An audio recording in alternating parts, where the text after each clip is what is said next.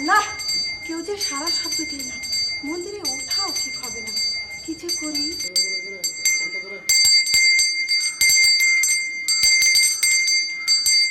মন্দিরে কে আছেন? ও ঠাকুর মশাই। এই মেয়ে, অসভ্যের মতো চিৎকার করছো কেন? কে তুমি? আমি আব্বাসী। মুসলমানি আব্বাসী কি মনে করেছে এটা পঞ্চবটির ঘাট? জি না, এটা মন্দির। মন্দিরে আরতি হচ্ছে বুঝতে পারছো না? সেজন্য তো চিলের মতো চিল্লাচ্ছে গো ঠাকুর। তোমার সাহস তো কম নয়। জানো আমি কে? হায় আল্লাহ, সে একই কথা।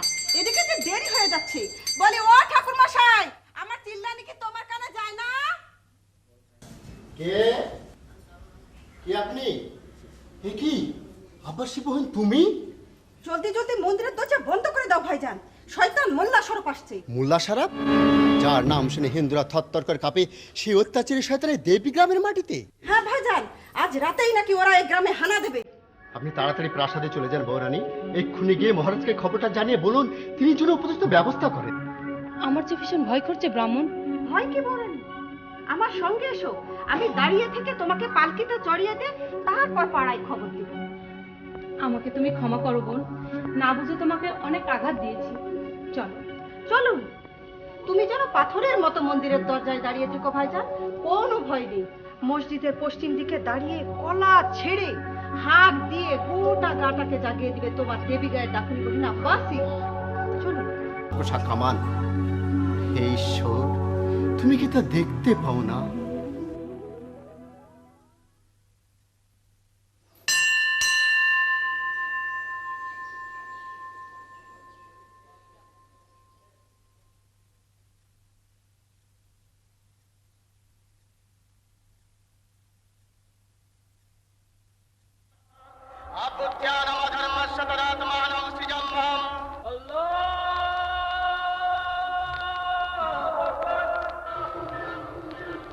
বিসমিল্লাহ। দাঁড়ান।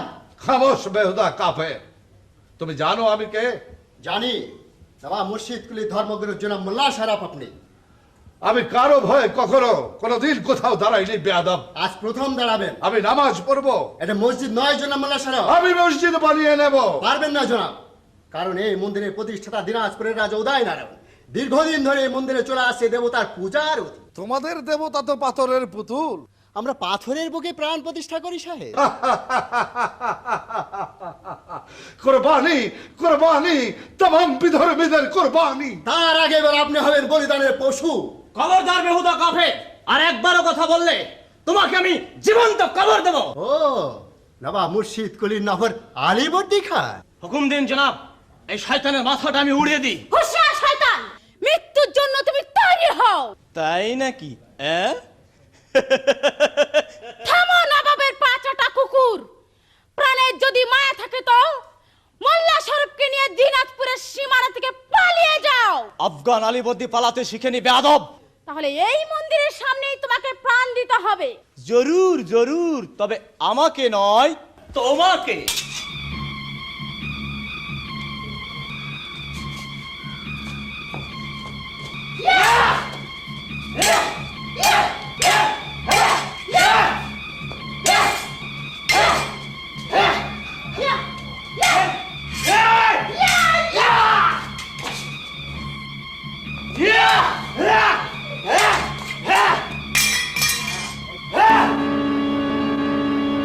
সুবহানাল্লাহ, আসমানের হুরি। রাজা উদয় নারায়ণের বাহিনীতে তাহলে রমণীয় আছে। জেহাদ জেহাদ জেহাদ করো আলীবর্দী। সাবধান আলীবর্দী খান, আর এক ধাপে এগোবে না। আপনি ভয় নেই নারী, এই হাতে হাতে আর থাকতে পৃথিবীর কারো ক্ষমতা নেই যে আপনাকে অপমান করে। তাই নাকি? তাহলে হয়ে যাক পরীক্ষা।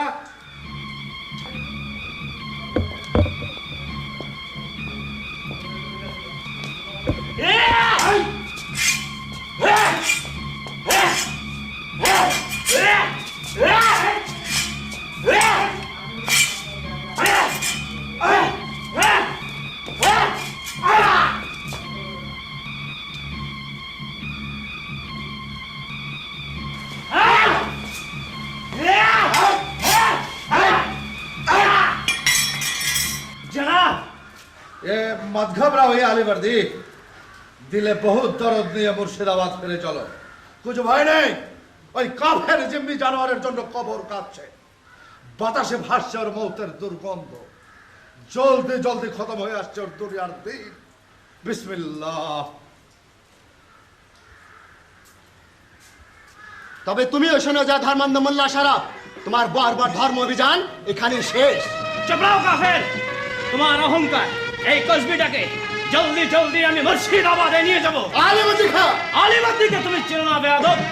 জানো না তার দিলে জেগে আছে কত বড় ভয়ঙ্কর লালসা? এই সে চোখ একবার যাকে পছন্দ করে হিরোনি মোতাবেক তাকে সে তুলে নিয়ে যায়। হুঁশিয়ার জানোয়ার! तुम बहुत होशियार हो जाओ हसीना। হিরোনি মোতাবেক তোমার নরম শরীরে আমি দাঁত বসিয়ে দেব, একটা একটা করে ছিঁড়ে ফেলবো তোমার সিরতে নরগিসের পাপড়ি। ये है मेरे इरादा, खुदा की कसम।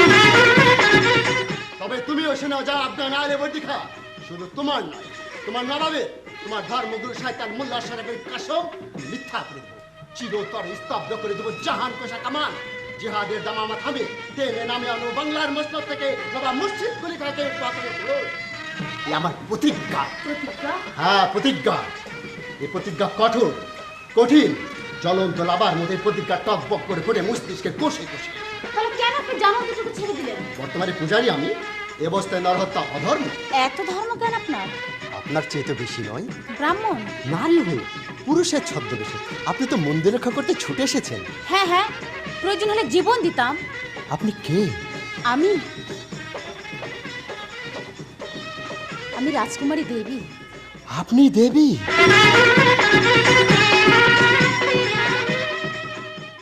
অবাক পরে হবেন, এখন আপনি আমার সঙ্গে রাজপ্রাসাদে চলুন। সেখানে তো প্রবেশ নিষেধ। কেন? যুবরাজ অনন্ত নারায়ণের অত্যাচারে। সেই জন্য তো আপনি যাবেন। বাবাকে বলবেন প্রজাদের কথা, নবাব মুর্শিদ কুলির অত্যাচারের কাহিনী। আসুন, দেরি করবেন না। কিন্তু রাজরক্ষে না আসা পর্যন্ত এই মন্দির রক্ষা করবে কে? আমি। মুস্তাক ভাই? কোনো ভয় নেই ভাইজান, এই মুস্তাক আলী জিন্দা থাকতে কারোর তাকত হবে না এই মন্দিরের সামনে আসতে। কিন্তু জাহান্নামে যাক তোমার কিন্তু। মুস্তাক আলী জিন্দেগিতে কোনো কিন্তু নেই, দিলে তার কোনো দুর্বলতা নেই। তুমি নিশ্চিন্ত হয়ে রাজবাড়ি যাও। আব্বাসী তামাম গা জাগিয়ে দিয়েছে, হাতিয়ার নিয়ে ছুটে আসছে হাজার হাজার হিন্দু মুসলমানের দল। আমি পাথর মাফিক তোমার এই জায়গায় দাঁড়ালাম। আশ্চর্য, হিন্দুর মন্দির রক্ষা করতে ছুটে আসতে মুসলমান জওয়ান, এটা কোন দেশ? আজব দেশ, শুনবি কি এর গান, মানুষের বুকে কাঁদে খোদা ভগবান, খোদা ভগবান। এ পাড়াতে বাজনা বাজে, আজ দেবতার পূজা, ও পাড়াতে ঈদ মোবারক, সবাই রাখে রোজা। এ আজব দেশ, শুনবি কি এর গান। থাকবে না একটা মন্দিরও থাকবে না দিনাজপুরের মাটিতে। নবাব মুর্শিদ কুলির সঙ্গে এই আমার শর্ত। শর্ত? হ্যাঁ, শর্ত। তাকে আমি গোপনে সাহায্য করব, আর তার বিনিময়ে তিনি আমাকে দেবেন দিনাজপুরের রাজ সিংহাসন। কিন্তু কাল এই দুর্ঘটনা কি করে ঘটলো? মন্দিরের খবর প্রাসাদে পৌঁছে দিল কে? আমি। তুমি? হ্যাঁ। কিন্তু তুমি মন্দিরে গিয়েছিলে কেন? তুমি কি হিন্দু নাও? ব্রাহ্মণকুলে জন্মাওনি? জানো না হিন্দু মেয়েরা মন্দিরে গিয়ে পুজো পুষ্পাঞ্জলি দিয়ে স্বামী সংসারের মঙ্গল কামনা করে? জানি, কিন্তু মানি না। তুমি অসুস্থ নাও তো? না, আমি সুস্থ মনে বলছি। আমার দেবতা আমি নিজে। এ কি বলছো তুমি? ঠিকই বলেছি। পাথরের পুতুল যদি দেবতা হতো তাহলে অনন্ত নারায়ণের বাবার সিংহাসনে উদয় নারায়ণ বসতে পারতো না। ও, বুঝেছি। সেই জন্য দুর্ঘটনার কথা শুনেও তোমার মুখে কোনো চিন্তার ছায়া পড়লো না। কোনোদিন পড়বে না। শয়তান মোল্লা স্বরূপ যদি মন্দিরে উঠতো, উঠতো, আলীবর্দী যদি দেবীকে ধরে নিয়ে যেত, খুশি হতাম। তুমি স্ত্রী হয়ে, সহধর্মিণী হয়ে স্বামীকে অপমান কি করে তুমি সহ্য করতে পারো? নারী হয়ে দেবীর পুরুষের মতো আচরণ গায়ে লাগে না তোমার?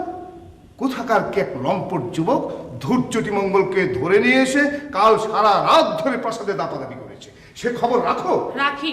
কিন্তু এত অনাচার দেখেও কি আমাকে চুপ করে থাকতে হবে? না, আদিত্য, চুপ করে থাকা অন্যায়। এই কথাটা তোর বৌদিকে ভালো করে বুঝিয়ে দে। হ্যাঁ বৌদি, তুমি আমি দাদা আমরা সবাই মিলে আনন্দ করব। আনন্দ? হ্যাঁ দাদা, কারণ তুমি যে কাজ করতে পারতে না সে কাজ করেছে ধৈর্যটি মঙ্গল। ভালো, বড় ভালো কাজ করেছে। আগ্নেয়গিরির চাপা মুখটা খুলে দিয়েছে ধূর্যটি মঙ্গল। দিনাজপুর পুড়ে ছাই হয়ে যাবে। তুমি তাহলে জানতে? আগে থেকে খবর পেয়েছিলে? আর সেই জন্যই অন্য কাজের অজুহাত দেখে কাল তুমি দিনাজপুরের বাইরে ছিলে। অনন্ত, তুমি এখনো হাসছো? তুমি দুর্ঘটনার কথা কিছু জানো না? শোনোনি দিনাজপুরে আজ কি ভয়ঙ্কর বিপদ? বিপদ তো দেবী স্বেচ্ছায় ডেকে এনেছে কাকা। না, বিপদ আমি ডেকে আনিনি। ডেকে নিয়ে এসেছি এমন একজন মানুষকে যে দেশের জন্য হাসতে হাসতে বিপদের মুখে ঝাঁপিয়ে পড়তে পারে। তার কথায় সত্যি তার কি প্রমাণ? অনন্ত, যুবরাজ অনন্ত নারায়ণ ঠিক কথাই বলেছেন মহারাজ। দয়া করে আমাকে বিলাসের সোনার কাছে থেকে মুক্তি দিন। আপনি কি বলবি? ধনির চাবুক আমার সহ্য হয় রাজকুমার, উপহার সহ্য হয় না। রাজপ্রাসাদে এসে এক রাত্রি থেকে অনেক শিক্ষা হয়েছে আমার। কি শিখলে? মানুষের এই বিলাস মন্দিরে, ওই দেব মন্দিরে সংশোধনী পৌঁছায় না। কি বলছেন আপনি? এই পোশাকের বোঝা কেন চাপিয়ে দিলেন আমার দেহে? কেন পাঠিয়েছেন এত মূল্যবান খাবার? আপনারা জানেন দেশের কত মানুষ উপোস করে থাকে। তুমি থামো, তোমাকে আমি খুব ভালো করে বুঝেছি। এত দেরিতে? প্রাসাদে ছিলাম না তাই এত দেরি হয়ে গেছে। কিন্তু মনে রেখো স্বার্থপর শয়তান, দেবী তোমাকে চিনতে ভুল করলেও আমি ভুল করিনি। এই কে আছিস? শয়তান ধূর্যটি মঙ্গলকে কাকা, বাধা দিবি না। আমি? তোমার এত বড় সাহস, এত বড় বুকের ফাটা শয়তান! আমার কথা শুনবো না, বিশ্বাস করবো না তোমার কথা। বাবা, তুমি যে আমার মেয়ের সঙ্গে প্রতারণা করবে তা আমি কালই বুঝেছি। বাবা, তাই আমি নিজ হাতে হত্যা করে তোমার অপরাধের যোগ্য শাস্তি দেব। অনন্ত, বাবা! লালসা, মিথ্যাচার, উচ্চ আকাঙ্ক্ষার মহা অপরাধী তুমি ধৈর্যটি মঙ্গল। তোমার ভয়ঙ্কর অপরাধে ভয়ঙ্কর শাস্তি স্বরূপ দেশ, জাতি এবং ধর্ম রক্ষার প্রধান হাতিয়ার আমি তোমার হাতে তুলে দিয়ে তোমাকে আমি আমার প্রধান সেনাপতি পদে প্রতিষ্ঠা করে গেলাম।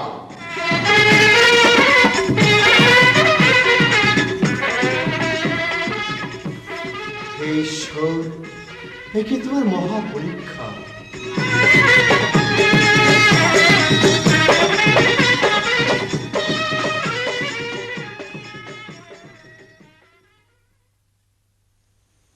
বাগিচায় বুলবুলে তুই ফুল শাখাতে দেশ আজে দুল। বাগিচায় বুলবুলে তুই ফুল শাখাতে देश ने आज दुल। ये मेरे बेहस की दौलत শাহজাদি। তুমি এখানে? পাশ দিয়ে যাচ্ছিলাম, আপনার গজলের সুর আমাকে এখানে টেনে এনেছে শাহজাদি। তোমার সাহস তো কম নয়, বাদী। কেন শাহজাদি? বাদী ডেকে কেন আমায় তাড়িয়ে দিতে চাইছেন? আমি কি সুজাউদ্দিন হতে পারি না?